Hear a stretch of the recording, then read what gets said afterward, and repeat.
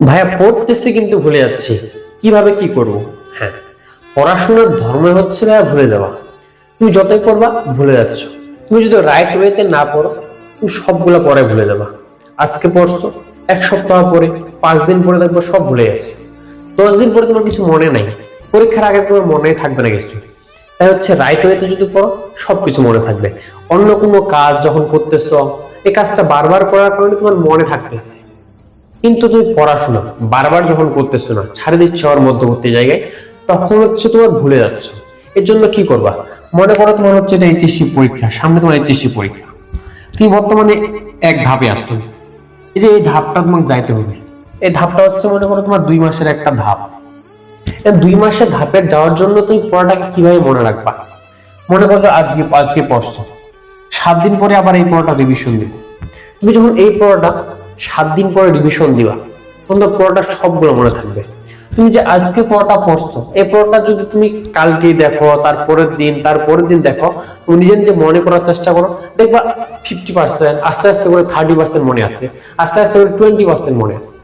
কিন্তু এই পড়াটা তুমি যদি আবার 7 দিন পরে রিভিশন দাও, দেখবা তো পড়াটা আবার 100% মনে চলে আসতেছে। দেখবা আবার 7 দিন পরে আবার ভুলে গেছো। আগে মনে করো তোমার 20% ছিল, এখন 30% আছে, 70% ভুলে গেছো। তাহলে পড়াটা তুমি আবার ভুলে যাচ্ছ, আবার রিভিশন দেওয়ার কারণে আবার তোমার মনে থাকতেছে। ঠিক তেমনি আবার মনে করো 1 মাস পরে একটা রিভিশন দিলা, যখন আবার তুমি রিভিশন দিলা, দেখুন তোমার যে পড়াটা ভুলে গেছিলে তুমি তুমি আবার রিভিশন দেওয়ার কারণে সবকিছু তোমার মনে থাকতেছে।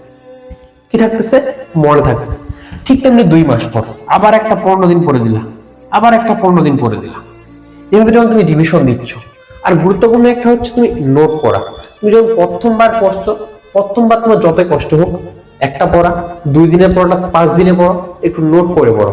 যখন তুমি নোট করে পড়বা এবং এই নোটগুলো ডেইলি রিভিশন দেওয়ার চেষ্টা করবা, যখন ভুলে যাচ্ছ তখন একটু রিভিশন দেওয়ার চেষ্টা করবা। মানে রিভিশনটা হচ্ছে খুবই খুবই গুরুত্বপূর্ণ। যে হাফেজগুলো আছে না, হাফেজগুলো তার পড়ার থেকে রিভিশনটা সবচেয়ে বেশি দেয়। ওরা যদি 10% পড়ে, 90% হচ্ছে ওরা রিভিশন দেয়। ঠিক তেমনি তুমি যত রিভিশন দিবা, রিভিশনটা হচ্ছে খুবই গুরুত্বপূর্ণ ভাই। রিভিশনটা হচ্ছে খুবই গুরুত্বপূর্ণ। তুমি রিভিশনটা দাও, তার পড়া আর ভুলবা না। কষ্ট হোক, বেশি পড়ার দরকার নাই, কম করে পড়ো, কিন্তু ডেইলি রিভিশন দাও। দেখবা কম পড়ার কারণে, ডেইলি রিভিশন দেওয়ার কারণে তার পরীক্ষায় সবচেয়ে বেশি ভালো হবে। ভালো স্টুডেন্ট গুলা কি করে জানো? তোর হচ্ছে ওরা কম পড়ে, দেখবো ওরা ঘোরাঘুরি করে সারাদিন, কিন্তু যখন পড়ে তখন নোট করে এবং ডেইলি পড়াটাকে রিভিশনের মধ্যে রাখে। এই রিভিশনে থাকার কারণে ওদের পরীক্ষাটা অনেক অনেক ভালো হয়। তাই রিভিশনটা তোমার খুবই খুবই গুরুত্বপূর্ণ। রিভিশনটা দাও, পরীক্ষা আগের থেকে অনেক ভালো হবে, তুমি সব জায়গায় ভালো করবা ইনশাআল্লাহ।